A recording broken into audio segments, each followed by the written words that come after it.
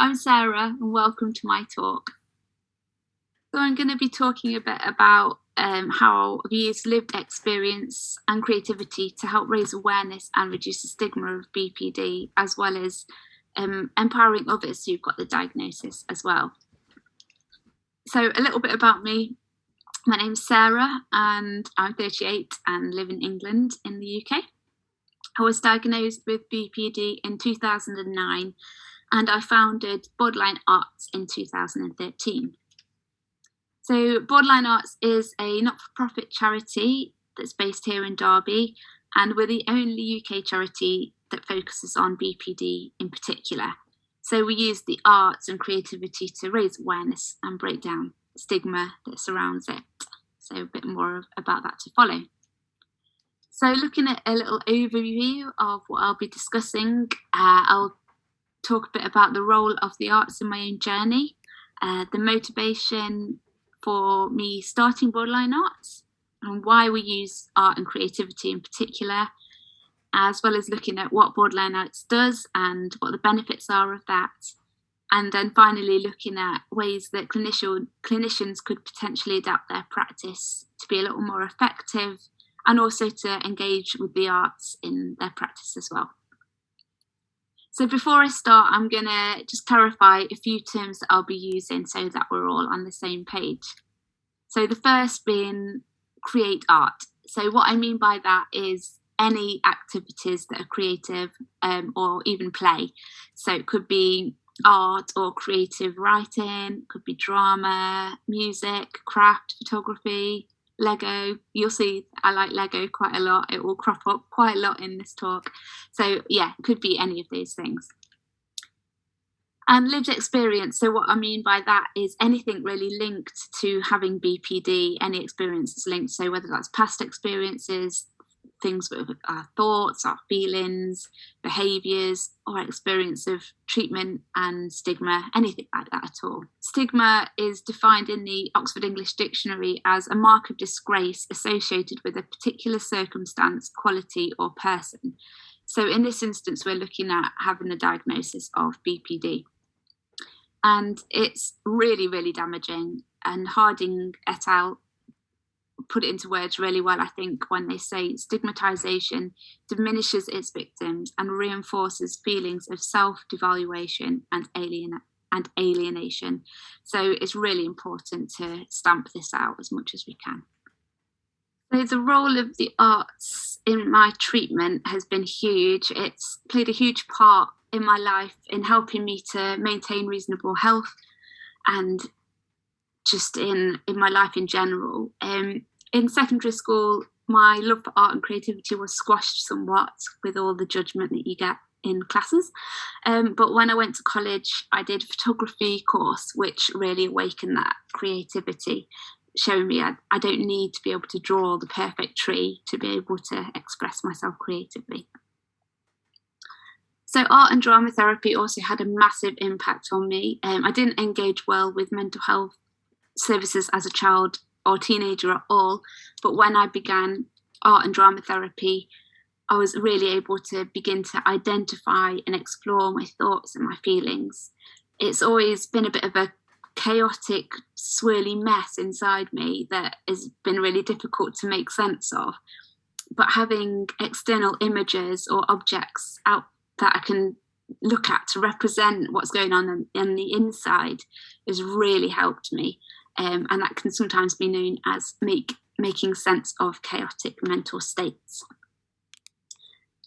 Art and drama therapy has also really helped me to connect with my emotions and to stay with them. And that's something that I've always struggled with a lot as well.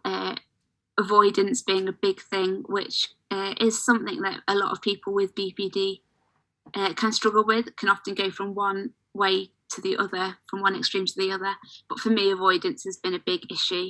So being able to stay with the emotions and repair that disconnect and validate my own emotions has been huge. It's also helped me to be able to express myself and share my feelings much more easily, and it felt so much more safe. It can enable me to have a starting point to discuss how I'm feeling as well. and also offers external validation when others are able to see how you're feeling when it's been locked up inside for so long.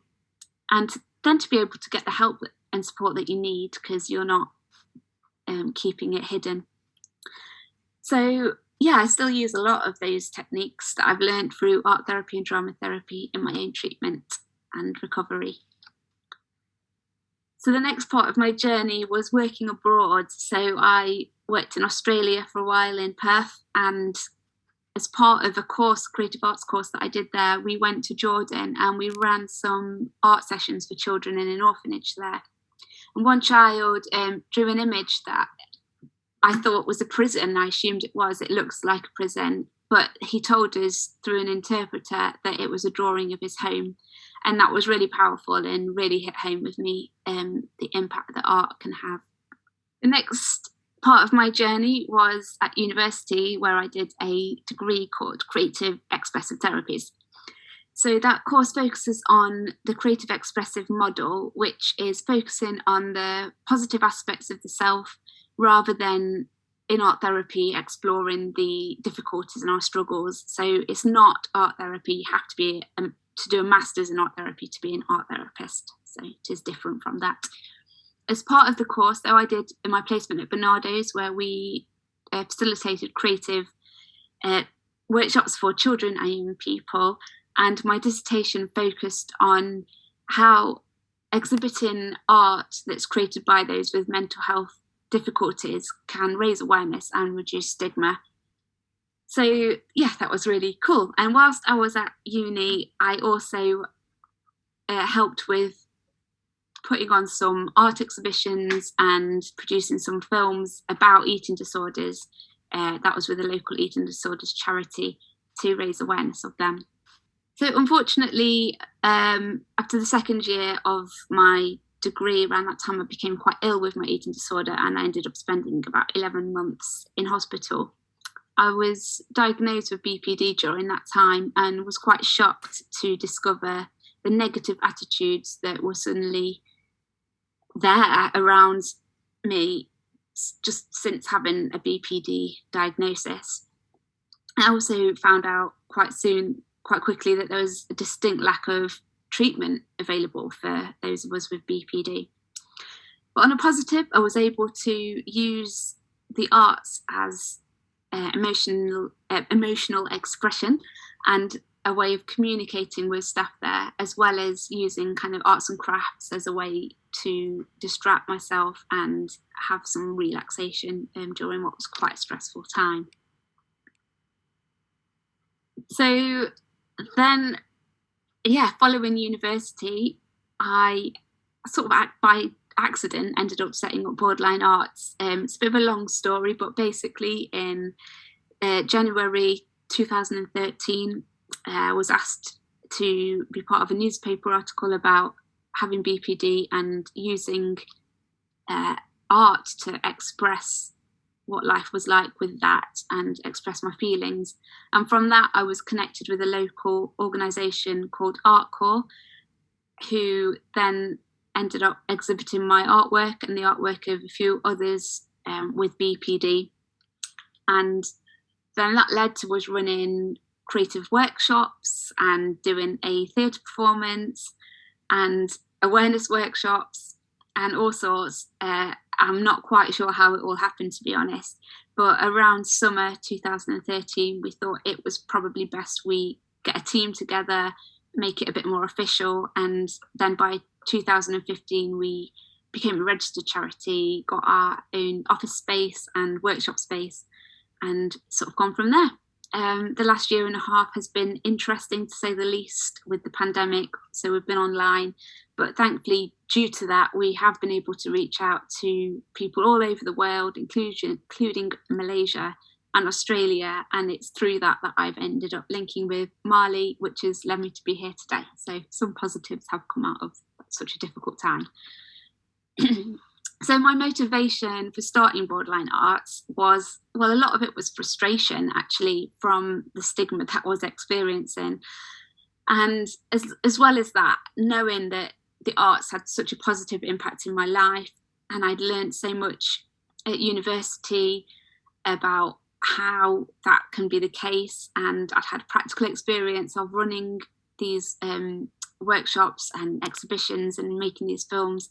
So I thought maybe there's something in this. Maybe I could do something to actually raise awareness of BPD and try to tackle some of the stigma. Having that first-hand experience, that lived experience, is really important to us here at Borderline Arts as well. So that's important to say, because it really enables stronger connections and trust and openness with people who come to our groups, but also in educating professionals. It makes such a huge impact having that lived experience. So why do we use art and creativity? Well, as I mentioned about the little boy in Jordan who drew that picture of his home, an image really can say 1,000 words, and it's just really powerful. And as I mentioned as well earlier, images really are amazing in enabling us to make sense of what we're feeling and to express them.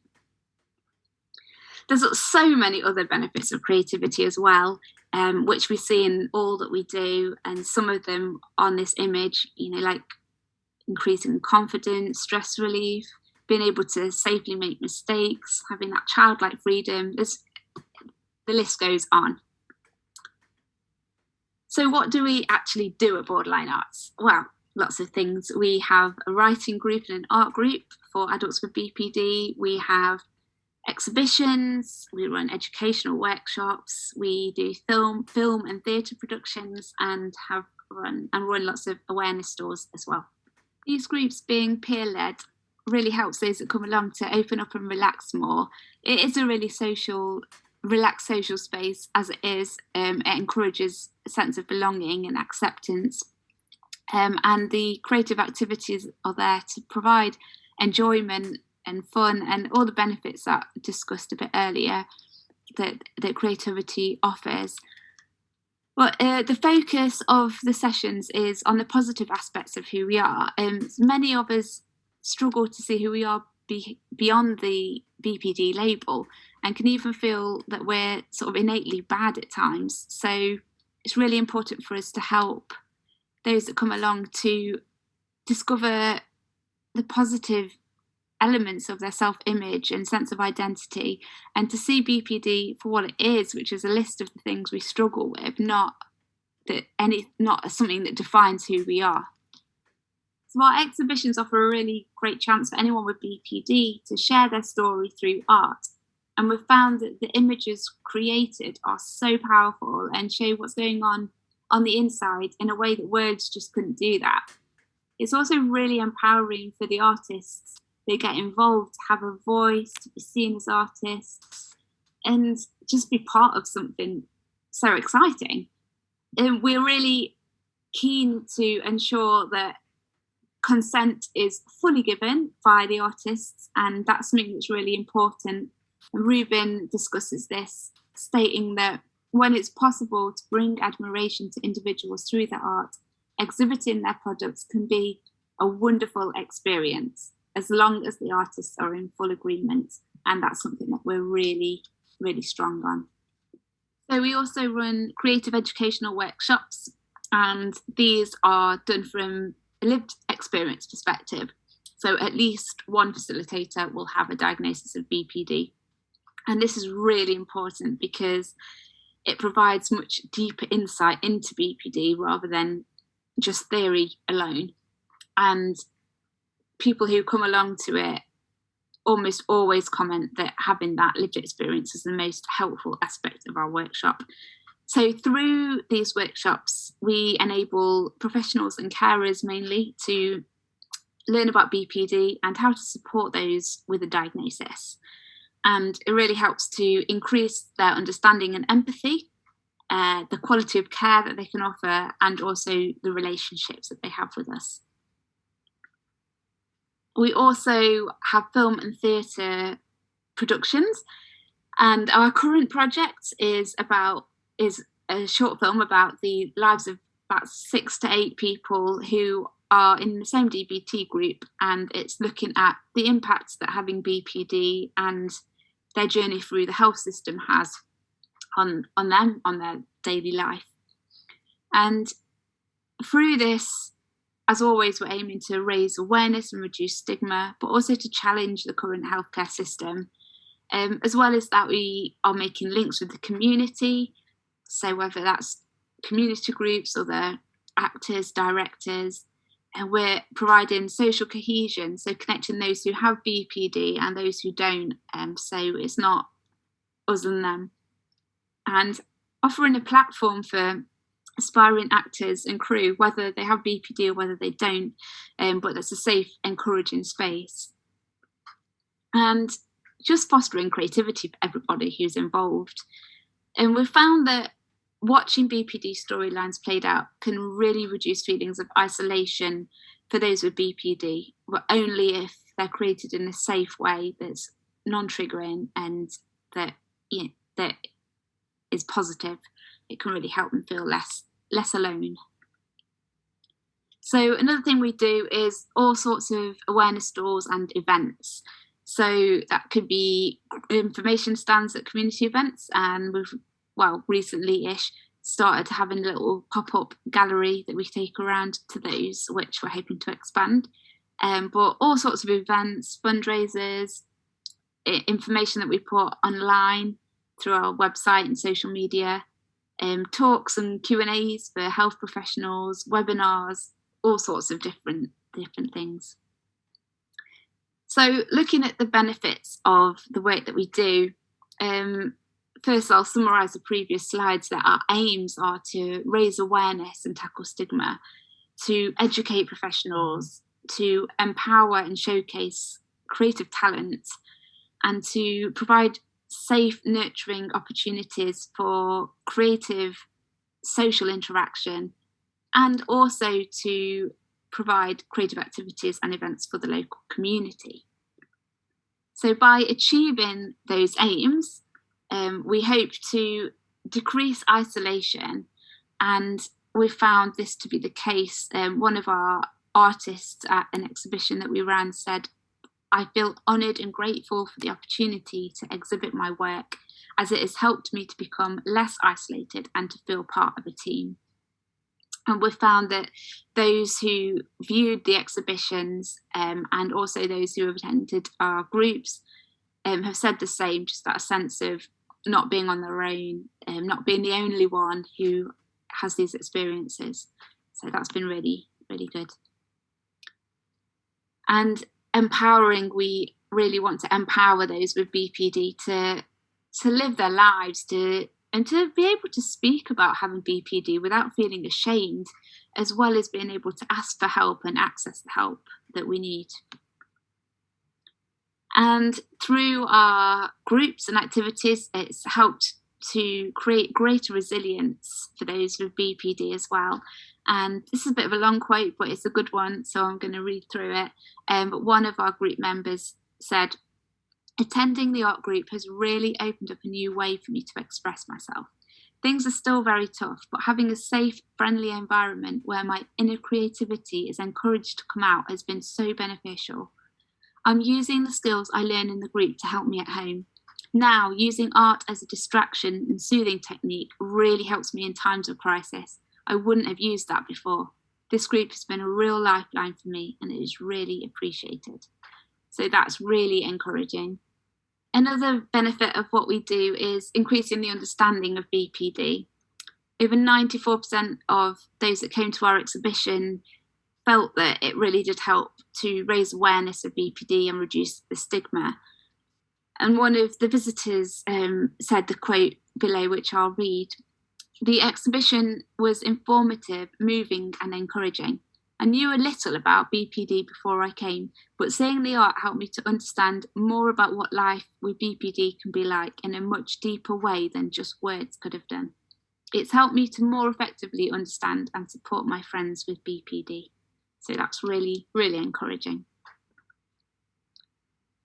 Another benefit is improved quality of treatment, and this is, slow but sure, but we have been able to make some progress with this. One health worker who came along to an exhibition that we ran said, "Your exhibition was wonderful. really made me think. It's helped me to understand those I work with more. And through our creative educational workshops, that's played a massive part in being able to improve quality of treatment. And a mental health nurse who was a trainee mental health nurse who came to one of our workshops said hearing the lived experience of individuals in the creative educational workshop was invaluable, extremely insightful, and will definitely improve my future practice. So it is really, really great to know that things are changing slowly but surely. So another benefit of what we do is increasing self-compassion and reducing sense of shame and self-stigma for those with BPD. 100% of visitors with BPD that came to our exhibition said that it made them feel more understood, and alongside that, they felt more accepted, they could understand themselves better, and they felt comforted by the exhibition. One person commented, it gave me more compassion towards myself and my struggles, and again, that's really encouraging. It also helps us feel less afraid of being judged and excluded due to having a diagnosis. All of the exhibition visitors with BPD and all of our artists said that they felt reassured to know that the exhibition is increasing understanding of BPD, and as a result of the exhibition felt less afraid of being open about having the diagnosis. Also, we aim to enrich the local community through what we do, and that has been the case. So through running exhibitions, Mad Hatter tea parties, music concerts, crafternoons, family fun days, all sorts of different things, we aim to not just raise awareness but also enrich the local community as we're doing that. So all of the above that I've discussed have got so many benefits, helping us to feel more understood and cared about and valued and validated. And that increases our sense of self-worth and self-esteem and even hope. And through that, we're more likely to be able to ask for help sooner. And that plays a vital part in stopping our BPD symptoms getting worse. And it can even reduce the risk of attempted suicides or even completed suicides.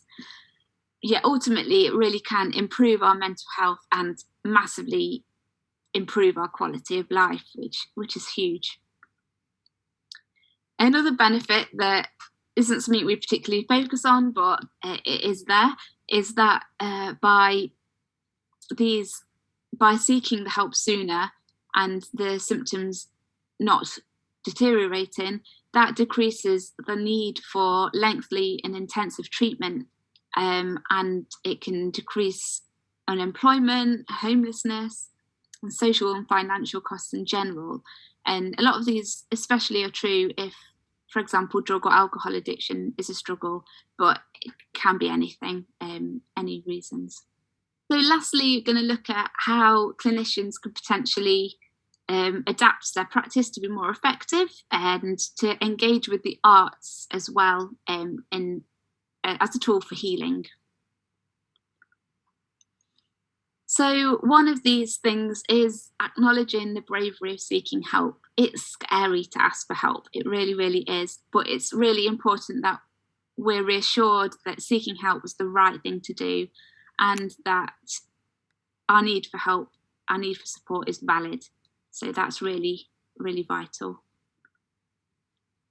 Also, it's important to understand that there are deep reasons for our seemingly extreme responses.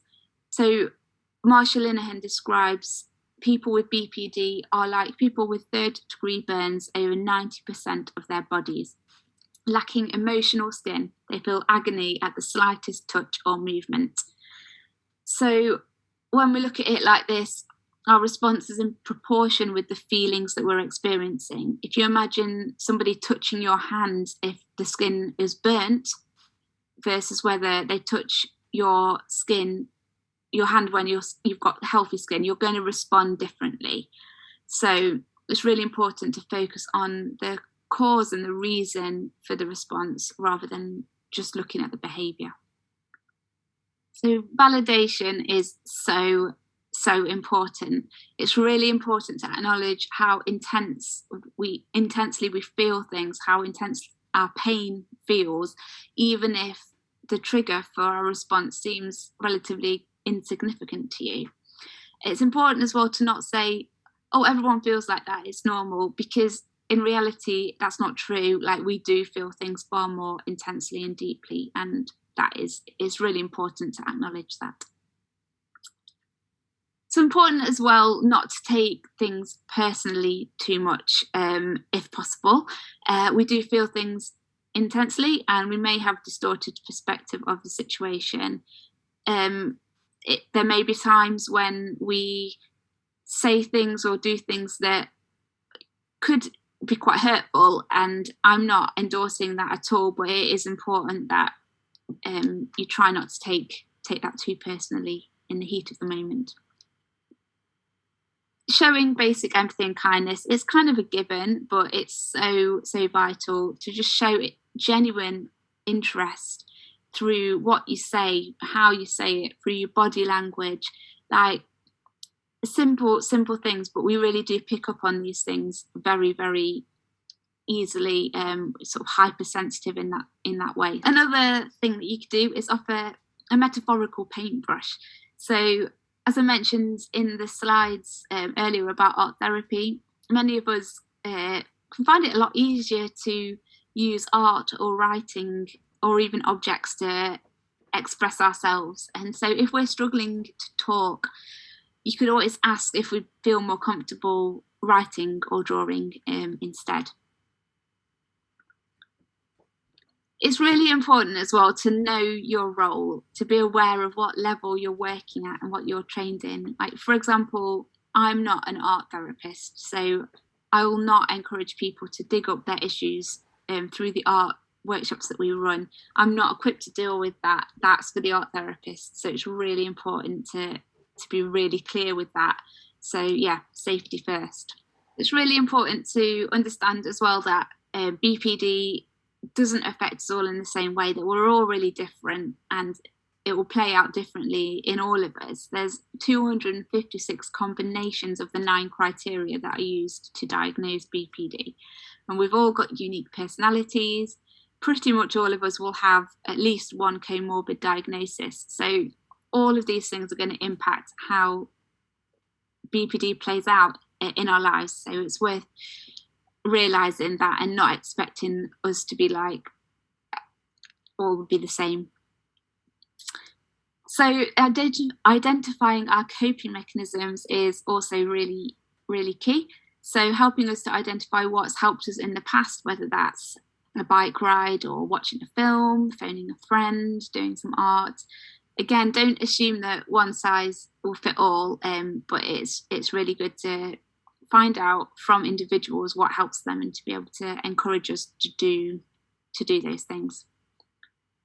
So to summarise, I was motivated to set up Borderline Arts due to my frustration, but also understanding the positive impact that the arts had in my life, as well as my theoretical learning and practical experience. And looking at what clinicians can do to help us more effectively, as acknowledging our bravery to seek help, focusing on the cause, validating, don't take it personally, be empathetic, offer a metaphorical paintbrush, stick to your role, see each of us as unique, and identify coping mechanisms. And of course, these are all just suggestions and just a few different suggestions, and everyone's going to be different. Not everything's going to help everyone. They're just a few ideas for us to throw out there that you could always give a go. And finally, creative arts are powerful. This is really, really important. They can really help us to feel understood, valued, and validated. They can increase our self-worth and our self-esteem and feelings of hope. They can prevent our symptoms from getting worse and even reduce the risk of attempted or completed suicide. ultimately they can improve our mental health overall and our quality of life, which is got to be worthwhile. Thank you so much for watching. I really hope that hearing the positives of how lived experience and creativity can raise awareness and empower others and make such a difference to our lives will really inspire you to potentially do the same and see fantastic benefits as a result of doing that. So thank you so much.